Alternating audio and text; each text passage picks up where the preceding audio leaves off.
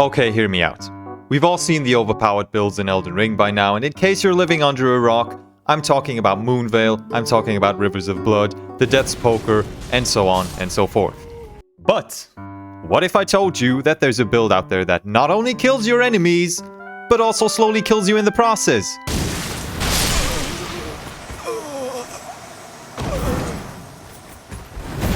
Brilliant! To all of you masochists out there, let me introduce to you the Thorn Sorcerer. Now listen, if you're looking for a broken spec, then just don't do this. This is not an S tier build. But it is very much a fun one if you ask me, and you'll still get through your playthrough without too many difficulties. Additionally, it just looks downright cool and exceptionally edgy, and as you might have figured out by now, I'm all about that shit. So how does it work?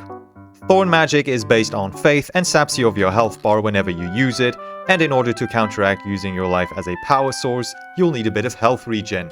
First of all, you want to push the damage of your thorns, and in order to do that, you'll need to get the Staff of the Guilty as well as the Alberit's armor set. The staff drops from the enemies around Fort Layet, scales with faith, and boosts your Thorn Sorcery. The armor, on the other hand, is located in Leyendell and can be found at the original Roundhole table. The armor of course boosts your Thorn Sorcery as well. Moving on to the health regen part of your build, the ideal weapon to use will be the Blasphemous Blade, as it has a passive effect that lets you drain the life of defeated enemies and can be purchased at the finger reader in the Roundhole table after killing Rykard.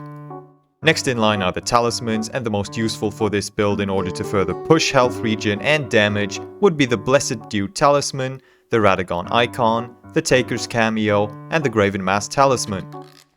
Now when it comes to the actual Thorn Spells, there are only two in the game to my knowledge, which is kind of a letdown, namely Briars of Punishment and Briars of Sin.